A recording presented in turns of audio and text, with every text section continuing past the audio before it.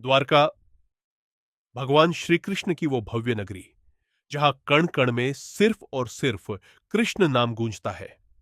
हर साल लाखों भक्त यहां खींचे चले आते हैं। लेकिन क्या आपने कभी गौर किया है, द्वारका के मुख्य मंदिर में भगवान कृष्ण के साथ राधा रानी नहीं, बल्कि देवी रुक्मिणी की पूजा होती है। लेकिन ट्विस्ट यहां नहीं है। ट्विस्ट यह है कि साक्षात पति पत्नी होने के बावजूद देवी रुक्मिणी का मंदिर मुख्य मंदिर से 2 किलोमीटर दूर एक सुनसान और बंजर जगह पर अकेला क्यों है? क्यों इन दोनों परम शक्तियों को एक दूसरे से अलग रहना पड़ा? इसके पीछे छिपा है इतिहास का एक ऐसा भयंकर श्राप जिसने भगवान को भी नहीं बख्शा।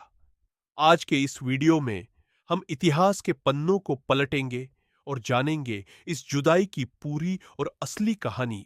कहानी की शुरुआत होती है द्वापर युग से, जब भगवान श्री कृष्ण और विदर्भ की राजकुमारी रुक्मिणी का विवाह संपन्न हुआ। विवाह के बाद द्वारका में उत्सव का माहौल था। सनातन परंपरा के अनुसार नवविवाहित जोड़े को अपने बड़ों और महान ऋषियों का आशीर्वाद लेना होता था। उस समय परम क्रोधी लेकिन महान ज्ञानी आर्षि दुर्वासा द्वारका के समीप ही तपस्या कर रहे थे। भगवान कृष्ण और रुक्मिणी जी उन्हें आदरपूर्वक महल में भोजन के लिए आमंत्रित करने और उनका आशीर्वाद लेने के लिए स्वयं उनके आश्रम पहुंचे। अर्षे दुर्वासा अपने तीव्र क्रोध के लिए जाने जाते थे। जब कृष्ण और रुक्मिणी ने उनसे महल चलने का आग्रह किया तो उन्होंने आमंत्रण तो स्वीकार कर लिया, लेकिन एक बहुत ही अजीब और कठिन शर्त रख दी। दुर्वासा ऋषि की शर्त यह थी कि मैं तुम्हारे महल तभी चलूंगा जब तुम दोनों, कृष्ण और रुक्मिणी, उस रथ को खींचेगे जिससे मैं जाऊंगा। उस रथ से कोई घोड़ा या बैल नहीं जोता जाएगा। भगवान कृष्ण, जो कि साक्षात विष्णु के अवतार थे, मुस्कुराए और उन्होंने आर्षि का मान रखते हुए उनकी शर्त स्वीकार कर ली। अर्षि दुर्वासा रथ में बैठ गए और भगवान कृष्ण तथा देवी रुक्मिणी खुद को रथ में जोतकर उसे द्वारका की ओर खींचने लगे। तपती धूप और भारी रथ को खींचते खींचते देवी रुक्मिणी अत्यधिक थक गई। रास्ते में उन्हें भयानक प्यास लगी। उनका गला सूखने लगा और वे चलने में असमर्थ होने लगी। लेकिन मर्यादा और लोकलाज के कारण वे आर्षि दुर्वासा के सामने सीधे पानी नहीं मांग सकती थी, क्योंकि इससे आर्षि का अपमान हो सकता था। अपनी पत्नी की व्याकुलता को भांपकर अंतर्यामी भगवान कृष्ण ने अपनी चतुराई दिखाई। उन्होंने अपने पैर के अंगूठे से जमीन को हल्के से दबाया। ऐसा करते ही धरती से साक्षात गंगा माता जल की धारा के रूप में फूट पड़ी। कृष्ण ने वह पवित्र जल रुक्मिणी को दिया और रुक्मिणी ने अपनी प्यास बुझा ली। लेकिन इस पूरी प्रक्रिया में एक बहुत बड़ी चूक हो गई। प्यास की विकलता में देवी रुक्मिणी और भगवान कृष्ण यह भूल गए कि उनके साथ आर्षि दुर्वासा भी है। रुक्मिणी जी ने जल ग्रहण करने से पहले शिष्टाचार के नाते अर्षि दुर्वासा से पानी के लिए नहीं पूछा और न ही उन्हें पहले जल अर्पित किया। इसे अपना घोर अपमान समझकर अर्षि दुर्वासा क्रोध से लाल पीले हो गए। उन्होंने तुरंत रथ से उतरकर दो भयंकर श्राप दे दिए। पहला श्राप, विछोह का श्राप। उन्होंने रुक्मिणी से कहा, तुमने अपने अतिथि मुझसे पूछे बिना जल ग्रहण किया है, इसलिए तुम अपने प्राण प्रिय पति कृष्ण से 12 वर्षों के लिए अलग हो जाओगी और तुम्हें उनसे दूर रहना पड़ेगा। दूसरा श्राप, भूमि का श्राप।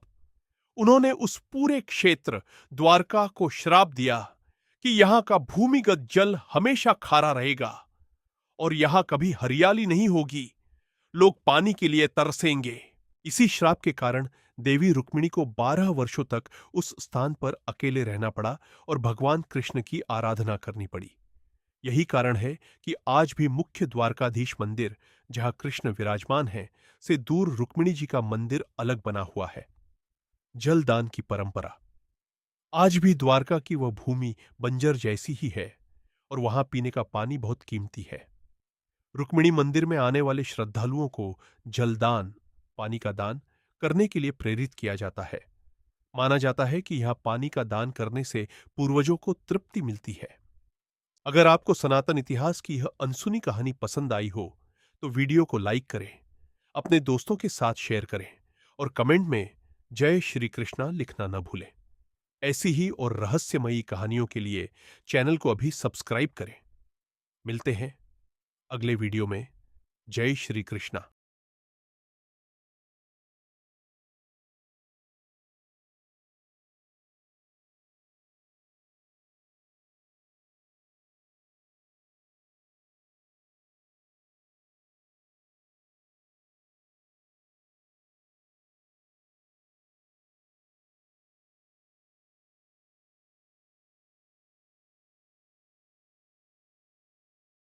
इतना ही नहीं, अर्शी ने उस पूरी भूमि को श्राप दे दिया कि यहां का पानी हमेशा खारा रहेगा, यहां कभी हरियाली नहीं होगी और लोग पानी की एक एक बूंद के लिए तरसेंगे। अर्शी के श्राप के कारण ही माता रुक्मिणी को अगले 12 वर्षों तक उसी स्थान पर अकेले रहकर तपस्या करनी पड़ी जहां आज उनका मंदिर है। यही वजह है कि आज भी द्वारका आने वाले श्रद्धालु जब तक रुक्मिणी मंदिर के दर्शन नहीं कर लेते, उनकी द्वारका यात्रा अधूरी मानी जाती है। आज भी उस श्राप का असर साफ दिखता है। द्वारका की वो भूमि आज भी बंजर सी है और वहां का जमीनी पानी खारा है। इसीलिए इस मंदिर में आने वाले भक्तों से जलदान यानी पानी का दान करने को कहा जाता है, ताकि देवी रुक्मिणी की आत्मा को तृप्ति मिले। अगर आपको सनातन इतिहास की यह अनसुनी कहानी पसंद आई हो तो वीडियो को लाइक करें, अपने दोस्तों के साथ शेयर करें और कमेंट में जय श्री कृष्णा लिखना न भूलें। ऐसी ही और रहस्यमयी कहानियों के लिए चैनल को अभी सब्सक्राइब करें। मिलते हैं अगले वीडियो में। जय श्री कृष्णा। तपती धूप, लंबा रास्ता और भारी सोने